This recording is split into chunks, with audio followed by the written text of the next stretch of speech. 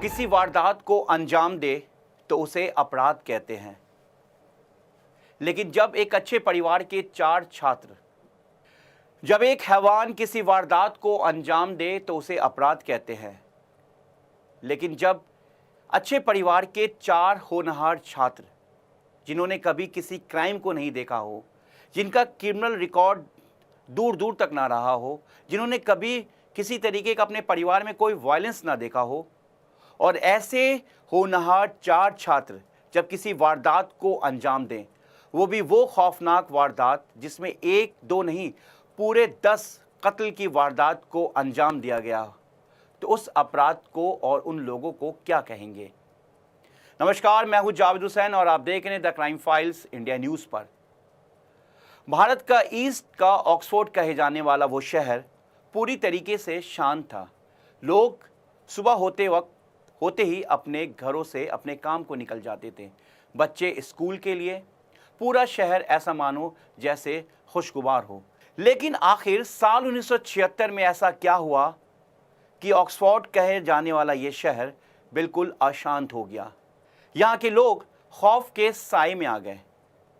शाम होते होते पूरा शहर मानो वीरान हो जाता। लोग शाम होते ही खाना खाकर अपने घर और खिड़कियों को इस तरीके से बंद कर लेते जैसे मानो कोई आहट या कोई दस्तक होने वाली है। खाना खाने के बाद पूरा शहर अपने घरों की लाइट को ऑफ कर देता था। सोते वक्त लोग अपने तकिए के नीचे चाकू और लोहे की रॉड रखते थे। माएं अपने इस बच्चों को स्कूल भेजने से पहले कई बार सोचती थी कि अपने बच्चों को स्कूल भेजें या ना भेजें। आज द क्राइम फाइल्स में हम सीरियल किलिंग की एक ऐसी वारदात के बारे में बात करने जा रहे हैं जिसके बाद ऑक्सफोर्ड कहे जाने वाला वो शहर पूरी तरीके से दहशत के साए में आ गया था। जी हाँ, हम बात कर रहे हैं साल 1976 के जोशी अभयंकर उस केस को लेकर जिसमें 14 महीने में 10 कत्ल की वारदात को अंजाम दिया गया था, जिसने पूरे पुणे शहर को हिला कर रख दिया था। जहाँ एक तरफ पुणे शहर में लोग दहशत के साए में आ गए थे, तो वहीं दूसरी तरफ पुलिस उस कातिल को पागलों की तरह तलाश रही थी। पुणे पुलिस को यह भी नहीं पता था कि कातिल 1 है, 2 है या फिर उनसे ज्यादा है। पुलिस हर एक फाइल, हर एक हिस्ट्री शीटर से लगातार पूछताछ कर रही थी। साल 1976 से लेकर साल 1977 के बीच 10 कत्ल की वारदात को अंजाम दिया गया। और जानकर बड़ी हैरानी होगी कि इस कत्ल की वारदात को कोई सीरियल किलर, कोई बदमाश, कोई गैंगस्टर या कोई हिस्ट्री शीटर नहीं, 4 वो होनहार छात्र इस वारदात को अंजाम दे रहे थे जिनके लिए मौत और कत्ल की वारदात एक शौक बन गया था। शुरुआत में तो ये पैसों की लालच, अपने ऐश मौज के लिए कत्ल की वारदात को अंजाम दे रहे थे, लेकिन बाद में कत्ल करते करते इनको मौत देखने का शौक हो गया।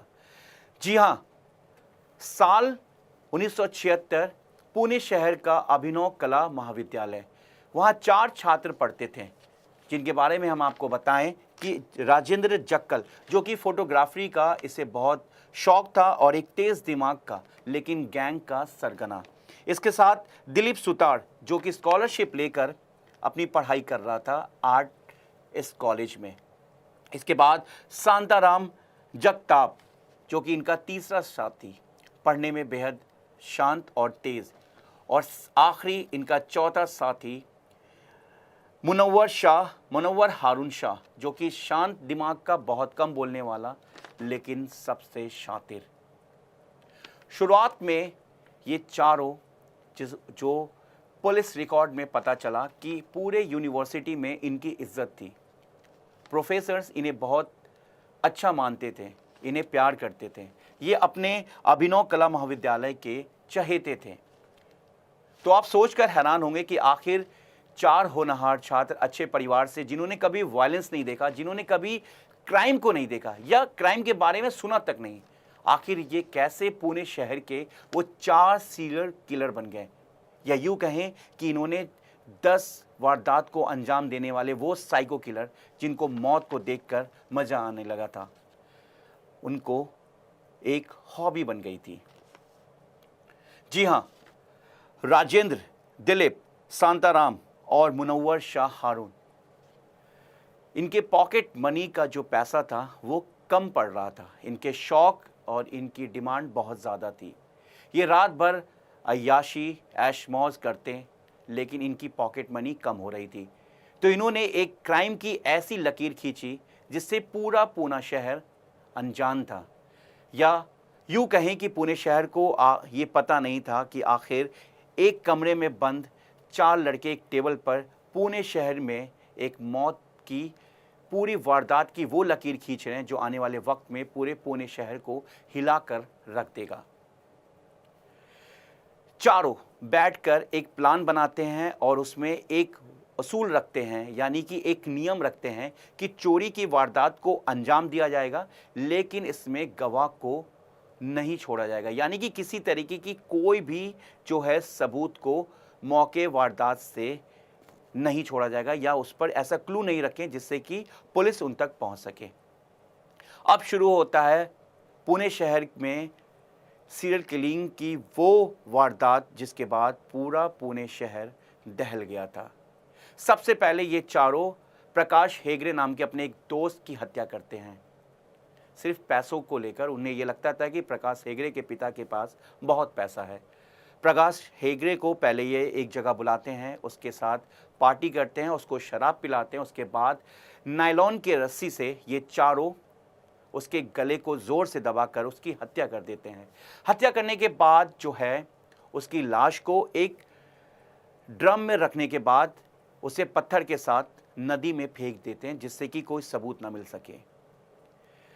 वारदात तो हो गई, लेकिन सबसे बड़ी बात जो मैं आपको अब बताने जा रहा हूं कि ये चारों इस वारदात को अंजाम देने के बाद जैसे जैसे आगे बढ़ रहे थे, इनमें किसी तरीके का कोई डर नहीं था, कोई खौफ नहीं था, ना चेहरे पे किसी तरीके का कोई सिकन कि इनको ये लगे कि इन्होंने किस वारदात को अंजाम दिया है।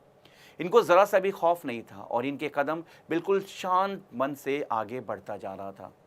इसके बाद हम आपको बता दें कि साल 1976 के 31 अक्टूबर को एक परिवार जिसमें एक पति, एक पत्नी और उनका 10 साल का बच्चा था, ये चारों एक रैकी करने के बाद उस घर में दाखिल होते हैं। पहले पिता को, फिर उनकी पत्नी जो कि किचन में इस वारदात से अनजान खाना बना रही थी, उनकी हत्या करता है। उसके बाद 10 साल के मासूम की वारदात को अंजाम देने के बाद ये लोग वहाँ से भागते नहीं हैं, बल्कि उस घर के किचन में बैठकर पहले खाना खाते हैं और उसके बाद बड़े इत्मीनान से वहाँ से निकल जाते हैं। जिस केस को लेकर ये काफ़ी सुर्खियों में रहा, अब उस परिवार का जो ये क्राइम है वो दस्तक दे रहा था।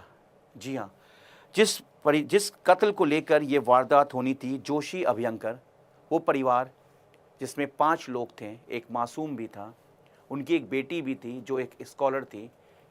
ये चारों दोस्त दाखिल होते हैं और उसके बाद सभी को अलग अलग कमरों में रखते हैं। उसके बाद एक एक करके खामोशी से कि आवाज़ ना हो और सबके कत्ल की वारदात को अंजाम देने के बाद वहाँ से फरार हो जाते हैं। जब जोशी अभयंकर परिवार अपने कॉलोनी में लोगों को दिखाई नहीं देता है तो कुछ पड़ोसी उनके घर पे जाते हैं, दस्तक देते हैं, दरवाज़ा नॉक करते हैं। जब कोई आवाज़ नहीं आती है तो उसके बाद पुलिस को इसकी जानकारी दी जाती है। पुलिस मौके पे पहुंचती है। उसके बाद जब दरवाज़ा खोलकर अंदर दाखिल होती है जोशी अभयंकर परिवार के बीच, तो देखकर दंग रह जाती है। शायद ऐसा पहली बार हुआ था जब मौके पे पहुंची पुलिस जोशी अभयंकर के परिवारों के हत्या को लेकर रोने लगी, क्योंकि वारदात इतनी बेरहमी और इतनी दर्दनाक तरीके से दी गई थी, इस कत्ल की वारदात को अंजाम दिया गया था कि पुलिस भी इस वारदात को देखकर रो पड़ी, उनके रूह कांप गए। लगातार पुणे पुलिस पर प्रेशर पड़ रहा था कि आखिर वो कौन कातिल हैं जो इस तरह के से पूरे पुणे शहर को दहला दिया है। जहां एक तरफ पुलिस बदमाश, गैंगस्टर्स, हिस्ट्री शीटर और जेल में बंद बदमाशों की लिस्ट, उनकी फाइलें तलाश रही थी, फाइलों को देख रही थी, तो वहीं दूसरी तरफ इस सीरियल किलिंग के जो कातिल थे वो बेखौफ होकर दिन के उजाले में आर्ट गैलरी में घूम रहे थे, बिल्कुल अनजान। पुलिस रात के अंधेरे में जहां इन कातिलों को ढूंढ रही थी, वहीं दूसरी तरफ ये बेखौफ होकर दिन के उजाले में घूम रहे थे। लेकिन कहते हैं कि कातिल और गुनहगार कितना भी शातिर क्यों ना हो, आखिर उसके गुनह की सज़ा ज़रूर मिलती है। और कहीं ना कहीं वारदात में एक ऐसा सुराग, कोई शातिर कातिल जितना भी हो, कितना भी हो, लेकिन वो छोड़ जाता है। ऐसा ही हुआ तीसरे कत्ल को लेकर, जो कि एक परिवार था। उस कत्ल की वारदात को अंजाम देने के बाद इन्होंने लाश को खुला छोड़कर वहाँ से फरार हो गए। उसके बाद पुलिस उस कत्ल की वारदात में वहाँ से कुछ सैंपल उठाती है। लेकिन इसमें सबसे बड़ी बात यह है कि पुणे शहर में तब तक एक बहुत ही काबिल मधुसूदन हुलियालकर, जो कि एक काबिल इंस्पेक्टर थे, उनको इस पूरे वारदात को सुलझाने की, या यूँ कहें कि इस पूरे केस को सॉल्व करने की जिम्मेदारी दी जाती है। मधुसूदन इस केस को लेकर अपने घर नहीं जा रहे थे। वो लगातार एक एक कत्ल की वारदात, मौके वारदात पे जाकर, चाहे जोशी अभ्यंकर का घर हो या फिर मासूम उन 3 परिवार जिसमें एक मासूम बच्चा भी था, उनके घर का मौके वारदात हो, सभी जगह जाते, लेकिन किसी तरीके कोई भी फिंगरप्रिंट्स, किसी तरीके का कोई सुराग नहीं मिलता। मधुसूदन मानते हैं कि कातिल कोई जो भी हो, बहुत ही शार्प और तेज़ दिमाग वाला है। हालांकि गुनाह में ये कहा जाता है कि गुनहगार कितना भी समझदार हो या शार्प माइंड हो या शातिर हो, पकड़ा ज़रूर जाता है। तीसरे कत्ल की वारदात को जो अंजाम दिया गया था मार्च 1977 में पुणे शहर में ही, उसमें मधुसूदन को एक सुराग मिलता और कुछ फिंगरप्रिंट्स मिलते हैं। लेकिन इस बीच कुछ चश्मदीद भी पुलिस के सामने आती है और बताती है कि 4 लड़के हैं जिन्हें देखा गया है। हालांकि पूरी तरीके से कंफर्म नहीं था। पुलिस उन चारों लड़कों का स्केच बनाती है। उसके बाद स्केच बनने के बाद पुणे पुलिस एक जोश में आ जाती है, क्योंकि अब तक 10 कत्ल की वारदात को अंजाम दिया जा चुका था। इस स्केच बनने के बाद पुलिस एक इनपुट पे काम करती है, उनको इनपुट मिलता है। उसके बाद पुलिस सीधा पहुंचती अभिनव कला महाविद्यालय के उसी कॉलेज में जहां राजेंद्र, दिलीप, शांताराम और मुनव्वर शाह हारून पढ़ते थे। तुरंत इनकी पहचान हुई। पुणे पुलिस इन्हें हिरासत में लेकर पुलिस स्टेशन पहुंचती है। उसके बाद इनसे पूछताछ करती है। लेकिन देखिए कितना बेखौफ, 10-10 कत्ल की वारदात को अंजाम देने के बाद भी पुलिस के सामने ये डरे नहीं। बिल्कुल शांत मन से इन्होंने कहा कि इन्होंने कत्ल की वारदात को अंजाम ही नहीं दिया है, हम तो पढ़ने वाले छात्र हैं, हम तो आर्ट गैलरी के स्टूडेंट हैं।